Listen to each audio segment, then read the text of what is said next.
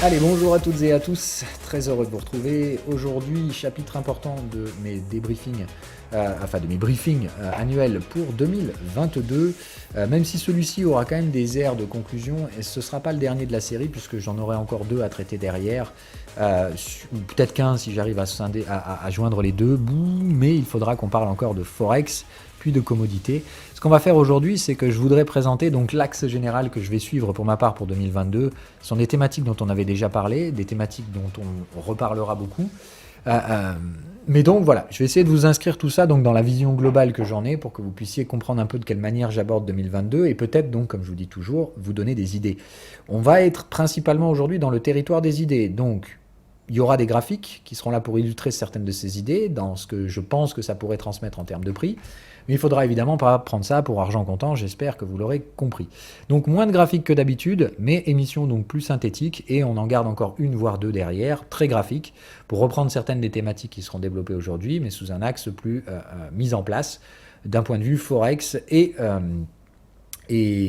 commodities. On a déjà traité les taux, donc rappel de ce qu'on a dit sur les taux.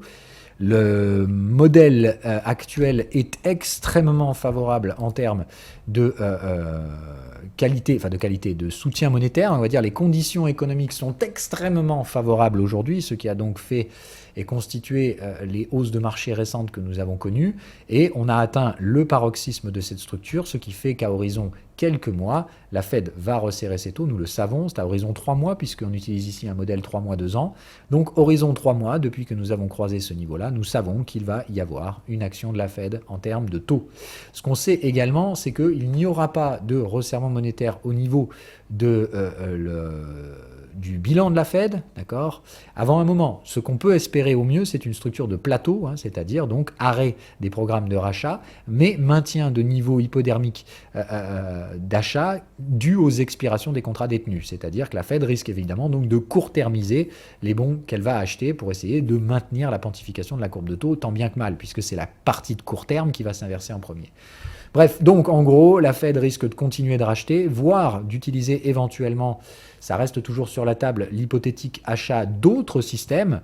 C'est-à-dire on ne fait plus du QE, c'est-à-dire on ne touche plus au taux puisque c'est très compliqué, mais par contre on rachète des ETF, etc. Bon, c'est encore une fois à mon avis une croyance qui aura beaucoup de mal à s'installer dans les prix et dans la réalité, mais ça reste une hypothèse de travail. Donc on l'a vu sur les taux, ce qu'on va avoir, c'est un message de normalisation monétaire, pas de resserrement. Je vous rappelle, le resserrement monétaire n'intervient absolument pas encore à ce stade-là, puisqu'aujourd'hui, tout resserrement monétaire nous amènerait immédiatement de conditions économiques favorables à des conditions économiques défavorables dans des marchés extrêmement chers, autrement dit, le krach boursier et l'effondrement de la bulle de crédit. Ça reste donc très peu probable pour l'instant, puisque donc la Fed n'a aucun intérêt à favoriser l'éclatement de la bulle de crédit. Et on l'a vu, ça reste très peu probable également aussi en termes d'activité cyclique. On a vu donc dans les deuxièmes émissions derrière que le problème aussi, c'est que la situation économique globale aux États-Unis et dans le reste du monde devrait tendre vers des structures stagflationnistes, c'est-à-dire que post-Covid, les effondrements dans la consommation ou dans les chaînes d'approvisionnement mettront des années à se remettre en place et que nécessairement, pour soutenir la demande, il faudra bien évidemment des interventions monétaires ponctuelles ou en tout cas de plus en plus ciblées. Mais donc, retenez que quoi qu'il arrive, que ce soit sur le territoire fiscal dorénavant ou ailleurs, quoi qu'il en soit, que ce soit étatique ou que ce soit au niveau de la Fed et des instances centrales, des instances banquiers centraux, il y aura de toute façon un soutien à ces économies d'une façon ou d'une autre. Voilà. Donc la Fed va passer probablement le flambeau à l'État américain. C'est ça qu'il faut comprendre. Voilà. Donc n'oubliez pas que quoi qu'il arrive, la planche à bifton continuera de tourner sous une forme ou sous une autre, mais peut-être plus sous la forme bilan de la Fed.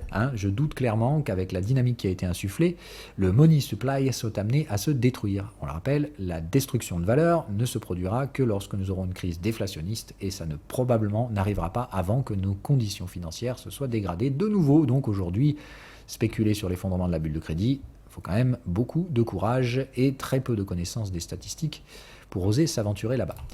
Ok, donc ces modèles stagflationnistes, etc., nous conduisent à la conclusion probable que j'aborde sur cette perspective de l'année 2022 et qui est donc mon modèle personnel.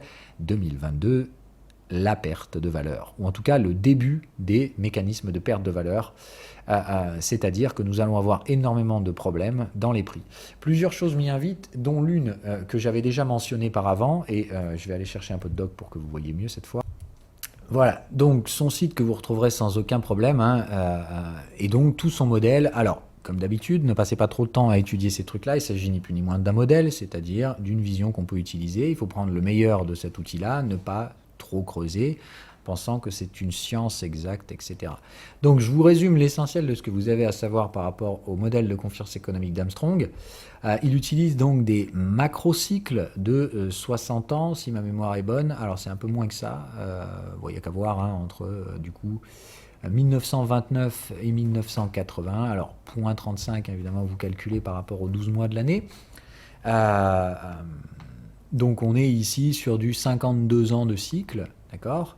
Donc le prochain cycle a terminé en 2032. Parmi son modèle, les grandes choses que je trouve assez justes sont l'oscillation historique qu'il a pu regarder, et ça va jusqu'à l'Antiquité, entre la prise en main, enfin on va dire la dominance économique du secteur public ou du secteur privé. Et donc, évidemment, donc, ces cycles économiques différents, qui sont donc, là, on le voit, post-guerre, on était vraiment sur le secteur public, relance après-guerre, etc., en pure domination, etc. Puis est arrivé donc le cycle déflationniste, les différentes crises, et puis la prise en main donc, du secteur privé, la financiarisation de l'économie, bref, l'entreprise et le leadership américain sont superbes. Selon lui et selon son modèle, donc on est bien sûr de la théorie, 2032 devrait voir le pic de cette structure, et surtout donc de bien comprendre que pour lui, de toute façon, ces cycles se mettent en place par des structures d'inflation puis de déflation, le prochain donc étant un cycle déflationniste qui nous attend, selon lui, donc à l'horizon 2026 ou 8, j'avoue que j'arrive pas à lire. Bref, donc selon lui, et ça colle à peu près bien avec de toute façon les idées que j'avais moi personnellement en tête, raison pour laquelle j'utilise ce modèle comme soutien. Maintenant, c'est pas une science infuse, j'espère que vous l'aurez compris. Mais bref, ce modèle-là nous dit donc qu'un pic, le dernier pic sera atteint en 2024, avant donc que de toute façon la structure déflationniste se mette en place. Donc si on comprend bien d'un point de vue marché, puisque c'est ce qui nous intéresse ici, normalement le sommet des marchés devrait être atteint en 2024, puisque derrière fera suite une structure de baisse de la confiance dans le modèle économique, Economic Confidence Model, principalement due à la perte de confiance dans le secteur privé, donc voilà, avant d'entrer dans la phase déflationniste, c'est-à-dire la baisse radicale des valorisations due probablement à des effondrements de bulles de crédit.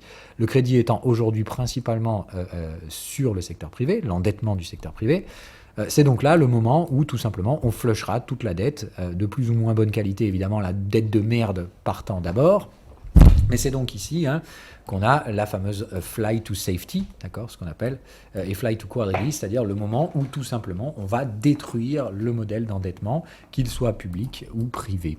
Voilà un petit peu donc tout ce qu'on a à comprendre. Alors évidemment, donc ce qu'on voit, c'est que la précision des modèles précédents n'est pas à 100%, mais c'est quand même assez intéressant donc de voir que selon lui, en 98, on devait faire un pic, 2007, 2008, 2015, crise de la zone euro, et donc selon lui, 2024, le prochain pic majeur, celui qui précédera la vague déflationniste.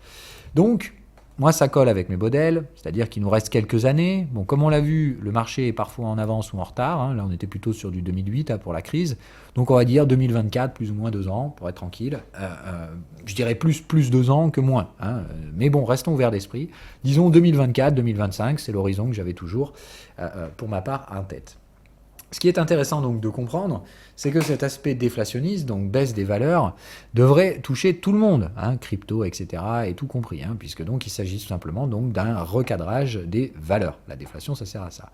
Donc quand je parle de 2002, le début de la crise de valeurs, c'est tout simplement pour cette raison. Parce que selon ce modèle-là, qui est un modèle quand même pas mal, mais imparfait, etc., colle bien avec les idées que j'ai. Donc disons que c'est la meilleure expression graphique que j'ai des choses que j'ai dans la tête, histoire de vous faire comprendre un peu sous quelle forme j'aborde les prochaines années.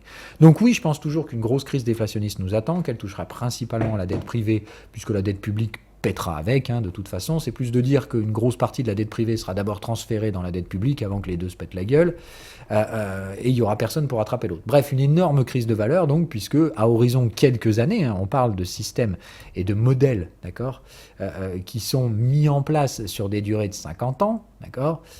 Donc, sur des 50 ans, il faut comprendre qu'aujourd'hui, il nous reste plus que quelques années avant de se manger la déflation. Donc, on est plutôt sur la fin que sur le début. C'est le moment où, évidemment, les mouvements radicaux se mettent également en place, les bulles spéculatives, etc.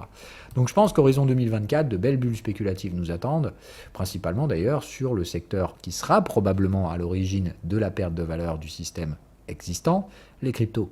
Je maintiens toujours qu'une énorme bulle spéculative nous attend sur les cryptos, mais qu'elle sera due à l'adoption. Ce modèle d'adoption étant encore tout à fait immature aujourd'hui, je pense que le meilleur est à venir sur les cryptos, mais qu'évidemment, il ne faut pas s'imaginer qu'elles seront exemptes de baisse de valorisation massive lorsque la déflation arrivera. Voilà un petit peu tout ça. Bon, ce qui est intéressant en plus de ça, c'est de comprendre que donc au sein de ce système de confiance économique qu'il a fait, il y a donc des cycles mineurs, des cycles majeurs, et qu'à l'intérieur de chaque cycle mineur, il y a une structure particulière qu'il répète. Cette structure, elle est décrite, je crois qu'il l'a mise... non, alors je vais vous la retrouver. Là, il vous décompose pour dire qu'effectivement, le système de confiance économique ne prédit pas les marchés. C'est juste de dire que cette confiance économique, elle est composée de différents sous-cycles dans les classes d'actifs. Bref, bon, c'est là où ça rentre dans l'extrême complexité qui, à mon sens, n'est pas très productive. La vraie valeur d'Armstrong, c'est pas la prédiction de marché, c'est juste d'avoir ces aspects cycliques et de comprendre donc les grandes notions qui peuvent être utilisées. Je vais essayer de vous retrouver ça.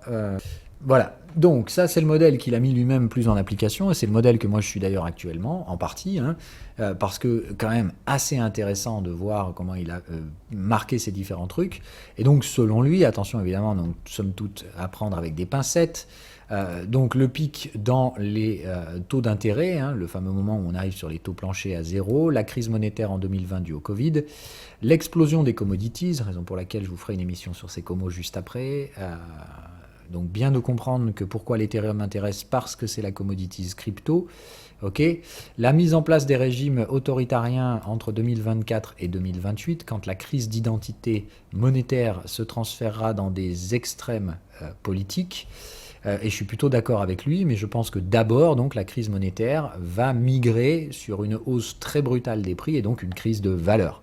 Cette crise de valeur nous forçant dans les prochaines années, post-2024, à entrer dans des régimes très autoritaires avant qu'arrive la fin du modèle en 2032. Et je vous rappelle que ce modèle est principalement constitué par une fin déflationniste. Autrement dit, les marchés baisseront avant que le pic soit atteint en ouest.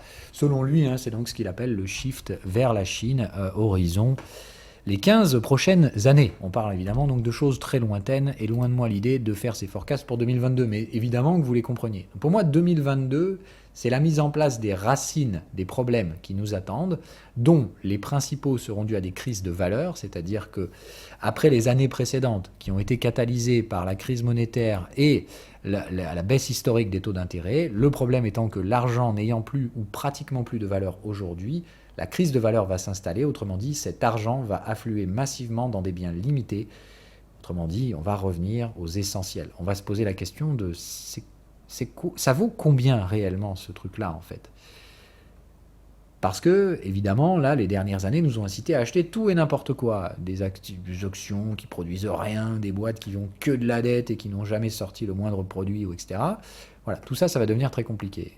En plus, on en a parlé, les prochaines années seront probablement basées sur un aspect stagflationniste, dû aux effets rémanents du Covid. Autrement dit, la croissance va être mince, il va falloir la trouver, et il va falloir surtout pas investir sur toutes les daubasses qui ne produisent rien du tout. Donc il va falloir déjà taper dans les bons secteurs, ça on en a déjà parlé dans la vue sur les actions, et en plus de ça, il va falloir faire attention à chercher des choses de qualité. Il va vraiment falloir se poser systématiquement la question de la valeur dans les prochaines années. Et donc, le point de shifting où nous sommes aujourd'hui, on ne sait plus où est la valeur, il va falloir la retrouver. Au début, ça se caractérise par de la volatilité, puis les tendances vont émerger. Et c'est ça le point qu'il faut absolument comprendre pour 2022. 2022 va être extrêmement piégeux, parce que l'émergence d'une tendance risque de se faire cette année. L'émergence de cette tendance devrait percoler jusqu'à 2024. Et une fois que ces tendances seront là, en 2024, le pic sera probablement atteint. Je vous ai toujours dit que pour moi, c'est aussi là que se finissait le cycle haussier des cryptocurrencies, la maturité du cycle d'adoption, la maturité des cycles techniques hebdomensuels qu'on a déjà vus en place. Donc beaucoup de choses plaident encore une fois sur le fait que les commodities vont être vraiment au centre des choses dans les prochaines années, raison pour laquelle j'entrevois le démarrage des tendances, le réamorçage des tendances sur les métaux précieux principalement, mais pas que, sur toutes les autres commodities, puisque les gens vont probablement commencer, enfin les investisseurs vont probablement commencer à se recentrer sur les choses qui ont réellement de la valeur. Pas simplement des structures de prix paraboliques, etc. et tout ça. Qu'est-ce qui vaut réellement et qu'est-ce qui est absolument nécessaire à l'humain dans les prochaines années qui vont devenir de plus en plus difficiles, avec à la fois donc des crises de valeur et de prix, donc une véritable bataille entre les prix et la valeur, qui sera donc très compliquée à naviguer, et raison pour laquelle je vous invite évidemment à prendre beaucoup de recul sur les mouvements de prix de court terme, n'en parlant donc que les cryptos ce matin, et essayer de raisonner valeur et secteur, et évidemment, donc, ce pic 2024. Et puis derrière, malheureusement, donc, très probablement, ces changements radicaux de crise de valeur vont probablement derrière, encore une fois, écarter d'autant plus les systèmes de valorisation, très probablement, donc, poussant des actifs au bas-fond des trous. Et évidemment, donc, une accumulation de richesses très probable qui continuera, à mon avis, de nous pousser vers des extrêmes politiques. Bon, ça, on aura l'occasion d'en reparler après. Restons déjà sur ce cycle. Donc, le cycle part d'une base de crise monétaire, au Covid. La première phase de cette crise s'est mise en mode TINA, explosion des masses monétaires égale on achète tout et n'importe quoi. La deuxième phase de ce cycle est celle qu'on va connaître maintenant. Laissez-moi chercher une autre image. Hop, voilà, donc c'est le sous-cycle qui nous amène de 2020 à 2024. Donc selon les modèles d'Armstrong, doit se faire en 2 sous-cycles. Le premier nous montant jusqu'en 2022. Donc comme je vous dis, celui-là c'est le premier, c'est la phase TINA, l'argent afflue, tout va bien, on achète tout et n'importe quoi. Donc on est plutôt proche de la fin. De repli qui devrait nous conduire jusqu'à le 10 avril 2023, point où normalement, de ce point bas, on devrait obtenir, attention, c'est toujours très conditionnel, le regain, effectivement, de valeur nous conduisant au pic des comos. Donc bien comprendre que je m'attends à un amorçage des tendances, une consolidation et une explosion des valorisations dans les tendances. Donc, constitution des tendances, pullback dans les années, on va dire, mars 2022, avril 2023, et explosion des tendances en parabole à la fin sur les actifs qui auront ces tendances à ce moment-là. Quels sont les actifs ? Comme je vous le dis, déjà d'une, je suis son modèle, donc je pense que les commodities, pas toutes, mais certaines commodities et besoins de première nécessité, et biens de première nécessité, vont avoir des prix qui vont exploser, l'inflation, de la composante stagflation dont on a parlé. Je pense que dans un second temps, les cryptocurrencies, qui sont l'alternative au modèle économique centré sur le dollar, qui devrait donc obtenir son pic en 2024, avant d'entamer la phase de déflation ensuite, eh bien voilà, en toute logique, pour moi, les choses s'alignent. Bref, j'ai un plan, j'ai une idée, j'ai un modèle qui colle, je vais le suivre jusqu'à ce que j'ai tort. Donc pourquoi je favorise évidemment les comos, les achats d'or, silver pour l'instant ? Parce que je pense qu'il va falloir qu'ils réamorcent les tendances, puis qu'ils consolident pendant un an, et après, exploser.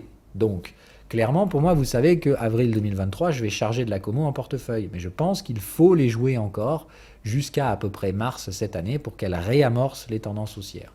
Évidemment, donc, pas les conserver pendant la phase corrective derrière, ou alors, évidemment, avec des positions sécurisées. Puisqu'il va falloir payer 1 an ici, il ne sera pas très malin donc, de se mettre sur des emprunts de type position en levier, etc. Plus de dire, je joue à l'achat, je laisse reposer et je reprendrai à l'achat toutes ces structures en tendance. Ok ? Donc, maintenez bien. Jusqu'à mars, avril à peu près 2022, l'objectif, c'est d'amorcer les tendances des actifs qui seront demandés. Et je parle ici donc de tous les trucs qui ont pu être massacrés partout. Il y a nombre d'actions qui se sont fait écrouler littéralement. La question va être qui remonte et pour quelles raisons.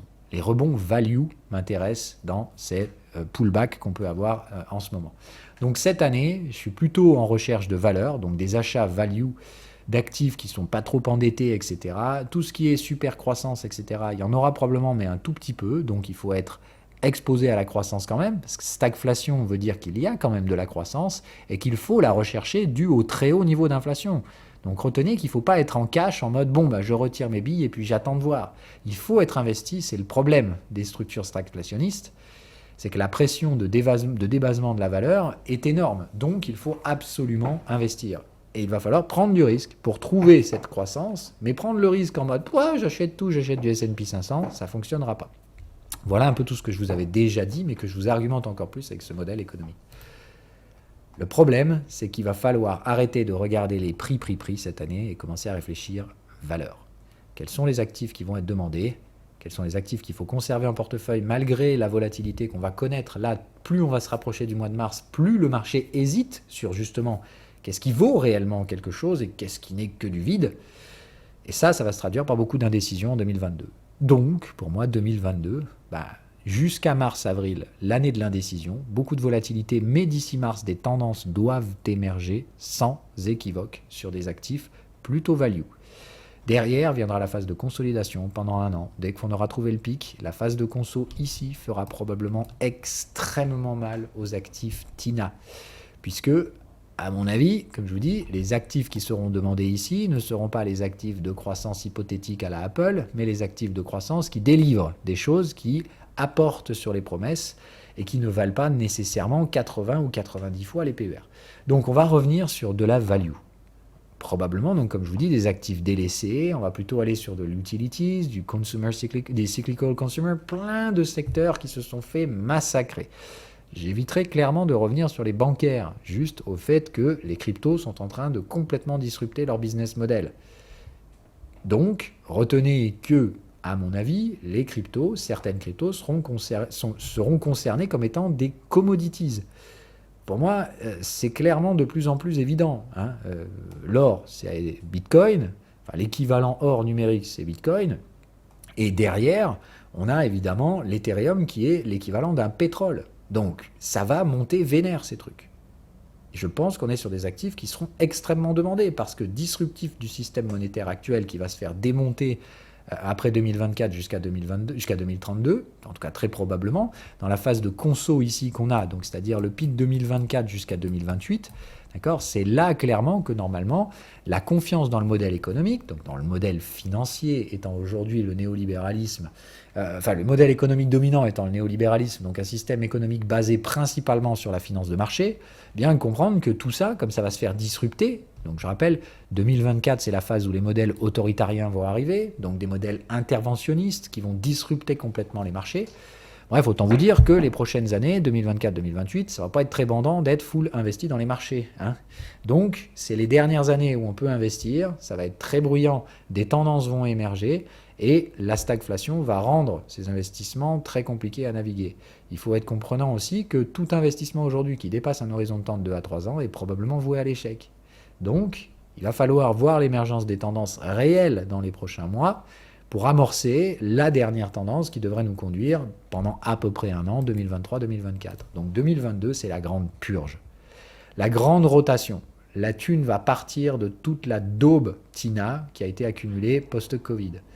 Cette histoire-là s'arrête. La crise de valeur va donc commencer en 2022 et elle atteindra son pic en 2024.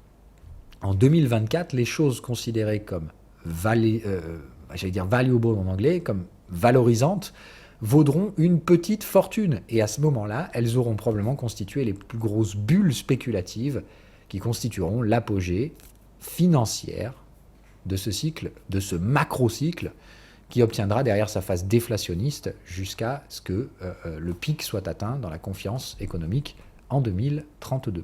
Okay, mais rappelez-vous que la phase de déflation précède le pic. Donc, la déflation, elle se mettra très probablement en place à partir de 2024-2028 et elle durera jusqu'à 2032 au maximum. Voilà un peu pour le délire donc, de ce modèle de confiance économique dont je voulais vous parler depuis longtemps, qui est un des modèles qui drive personnellement la façon avec laquelle j'investis déjà depuis des années et la façon avec laquelle j'investis encore dans les années à venir. Et pourquoi je pense qu'il ne faut pas subir ces biais baissiers, etc. et ces sentiments. Le prix va probablement mentir dans les premiers mois de cette année, et c'est ce qu'il a d'ailleurs commencé à faire avec cette dichotomie complète. On voit des marchés américains complètement stratosphériques en mode « c'est pas grave, on continue la partie, il n'y a pas de souci », alors que les risques s'accumulent de plus en plus.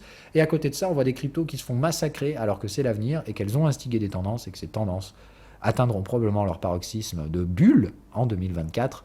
Autrement dit, il y a encore beaucoup de choses à venir, et pire, si l'objectif pour vous, c'est juste de gagner de l'argent, je pense que le plus beau de la tendance sur les cryptos, ce sera en 2023-2024. Donc, je ne vois pas de raison de sortir aujourd'hui. Bien de comprendre que cette année, la baisse de la confiance qu'on va avoir dans le modèle économique, je ne le vois difficilement se transmettre par des baisses de marché dans les cryptos, mais par de la volatilité, à la hausse comme à la baisse. Tout simplement dû à cette incertitude de valeur. Mais comme pour ma part, ces cryptos font partie des actifs qui sont d'ores et déjà demandés en vue de cette explosion des actifs de valeur, et principalement basés sur les commodities, moi, des trucs comme Bitcoin et Ethereum, je vois difficilement comment ça mangera des consolidations de 50%. Alors là, effectivement, aujourd'hui, on est sur des consolidations de 50%, ce qui m'invite toujours à me poser la question de l'anomalie éventuelle de ces systèmes. Est-ce que là, clairement, il faut croire le prix des cryptos ce matin, ou est-ce que c'est juste du bullshit à débile ? Je suis navré, mais je pense encore une fois que c'est du bullshit à débile, que les prix sont très attractifs, que c'est vraiment de la vraie volatilité pure, mais que ce sont des actifs avec une valeur intrinsèque qui sont déjà demandés et qui le seront encore plus dans les prochaines années, dû à cette crise de valeur et à cette recherche de modèles alternatifs à la finance qui a gouverné littéralement l'intégralité de ce cycle jusqu'à aujourd'hui. Et je vous le rappelle encore une fois, ces cycles durent 52 ans. Et là, principalement, on est plutôt sur le dernier quartile. Donc, c'est pas vraiment le moment de continuer à croire dans le modèle, mais de comprendre que le modèle se déconstruit. Mais de comprendre aussi que le modèle ne s'effondre pas du tout aujourd'hui. D'accord ? Donc, tout ce qui est anticipation de marché, je rappelle, le marché anticipe toujours. Donc, le pic de sentiment de confiance économique est en 2032.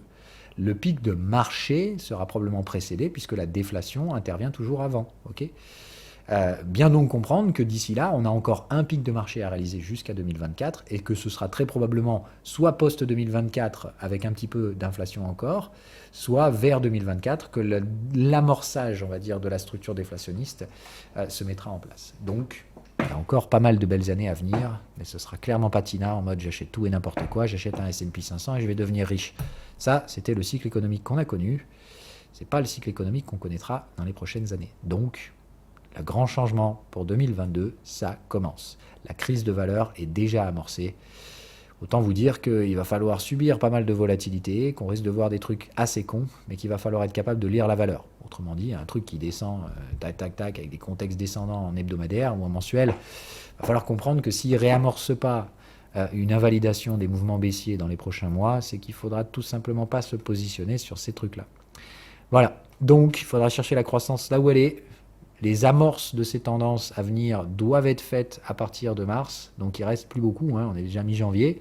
Donc il reste 2 mois et demi pour amorcer ou consolider les tendances des actifs qui seront recherchés jusqu'en 2024. Comprendre donc qu'une fois qu'ils auront été recherchés, ils seront probablement délaissés dans la phase corrective mars jusqu'à avril l'année prochaine. Donc quasiment 1 an de consolidation à venir. Dans cette année de consolidation, donc bien comprendre que la demande pour les actifs sera relativement faible. Je pense que ce ne sera pas le cas pour les actifs en fameuse tendance et en croissance organique, type cryptocurrencies. Donc, une demande ralentie due à la baisse de confiance dans le modèle économique. Mais comme les cryptos sont une alternative et qu'ils défient, je pense que la confiance sera d'autant plus accordée dans les cryptos, dès lors, justement, qu'elle partira des marchés classiques. Je vous rappelle que la confiance dans le modèle économique, ça se traduit de manière très directe aujourd'hui dans la confiance des marchés pour nous, puisque l'économie de marché domine la situation économique. Donc le sentiment de marché qu'on va avoir à partir de mars et jusqu'à à peu près avril l'année prochaine sera dégradé. Ce sentiment de marché, c'est la confiance dans les marchés boursiers. La défiance des marchés boursiers, à mon avis, n'aura aucun mal à alimenter la spéculation sur les alternatives probables que nous connaissons aujourd'hui, qui sont les grandes cryptos. Et pas aller taper dans les shitcoins, etc. Voilà. Un petit peu, donc, toutes ces idées pour 2022, suivies de cette structure. Comprendre donc que 2022, la crise de valeur va s'accentuer parce qu'on va y ajouter donc la réduction de la croissance et les maintiens de niveaux d'inflation relativement élevés, la stagflation. On va y ajouter à ça une dégradation du sentiment et de la confiance dans le modèle économique. Ça va se traduire probablement par de l'instabilité politique, donc il peut y avoir effectivement beaucoup de volatilité sur les marchés, mais raisonnez donc valeur. Cette instabilité dans le monde peut effectivement catalyser de la volatilité de court terme, donc, encore une fois, éviter le surendettement, éviter les stop-loss trop serrés, etc. Voilà, il va falloir probablement subir de la volatilité sans nécessairement parier dessus. Voilà ce que j'aimais vous faire comprendre. Et d'ailleurs, le début d'année sur les cryptos est typiquement dans ce schéma-là. On subit une très forte volatilité, elle était imprévisible, et je ne pense pas nécessairement qu'elle soit associée d'une perte de valeur, mais bien au contraire, je pense que la valeur en crypto est très demandée pour les projets qui seront toujours là, évidemment, en 2024. Il y en a beaucoup qui seront morts d'ici là. Donc n'achetez pas les dos basses, c'est pas comme 2021 où on peut tout acheter, etc. J'espère que vous l'avez compris. Ok ? Le TINA de 2021 ne se reproduira plus du tout. Et beaucoup d'actifs vont se faire ramasser la gueule. Voilà, donc attention à vos expositions de marché, attention à la volatilité en 2022. Le début d'année est déjà là pour nous l'accorder. C'est clairement sous cette thématique-là que ça s'aborde. Mais les actifs ayant de la valeur ne peuvent pas lutter contre ces dernières. Vous devez voir des tendances sur les actifs qu'il faudra garder jusqu'à 2024. Et comprendre que les garder ne nous sera pas exempt de take profit à partir du mois de mars. Voilà. Donc take profit au niveau du mois de mars, consolidation ensuite plus ou moins horizontale, voire haussière sur les cryptos, mais très neutre sur les actions. Donc il ne faudra pas chercher de la performance en 2022 sur les actions à mon avis, mais bien acheter bas, vendre rapidement et accumuler en vue du point bas l'année prochaine et du regain donc d'intérêt pour le marché financier dû à la hausse de la confiance dans le modèle, je vous le rappelle. Et normalement, donc, cette hausse devra accentuer des modèles en tendance existants, sur les comos notamment, et donc former les bulles spéculatives qui présumeront derrière de la déflation à venir si le modèle est toujours le même pour ma part. Je vous rappelle que je ne suis pas un modèle de façon béate, je m'adapterai en fonction de ce dernier. Voilà, bonne journée à toutes et à tous. J'espère que je vous aurai appris des trucs. C'était un peu plus blabla et subjectif sur cette émission, mais ça fait des mois que je voulais vous parler du système de confiance économique de Monsieur Armstrong. C'est pas une science infuse, c'est pas un modèle miracle, mais c'est très très intéressant d'en frotter la surface. Il y a des données d'extrêmement de très très grande valeur chez ce monsieur. Je vous les ai synthétisées ici. Donc, comme je vous dis, si vous n'avez pas le temps de fouiller Monsieur Armstrong, je vous ai donné l'équivalent de ce qu'il y a sur l'ensemble des graphiques. Le macrocycle, les différents sous-cycles, donc les cycles majeurs, le cycle mineur, et comprendre donc derrière ces différentes étapes de cycle qui se font donc au sein de deux vagues à la hausse, dans notre cas de figure ici, pour tirer jusqu'à 2024, donc les deux cycles intermédiaires que je vais exploiter pour cette année 2022. D'abord, ça monte sur les actifs qui seront demandés en 2024. Voilà pourquoi je veux voir les cryptos monter, sinon ça veut dire que j'ai eu tort. Et pourquoi je les veux faire des ATH avant le mois de mars-avril, parce que sinon ça veut dire que je me suis planté. Et évidemment, une fois que c'est fait, take profit, on laisse consolider tranquillou, mais je ne m'attends pas à des fins du monde sur les actifs qui seront demandés. Donc take profit partiel et on patiente. Et évidemment, donc, dès 2023, rattaquer tout ça à la hausse. Voilà le modèle que je suis actuellement pour les actifs demandés, principalement donc commodities, alternatives au dollar et alternatives au système financier, pour faire monter la défiance dans ce système. Donc les cryptos sont toutes désignées à ce niveau-là. Et donc les comos, surtout biens de première nécessité. Au niveau des actions, je vais favoriser les values dans les biens de consommation, donc tout ce qui va être consumer cyclical, etc. Et le peu de croissance qu'on pourra trouver, je le recherche sur les actifs plutôt biotech et jeux vidéo. Mais c'est absolument tout, et bien évidemment, c'est très spéculatif. Voilà, c'est tout pour aujourd'hui. Bye bye!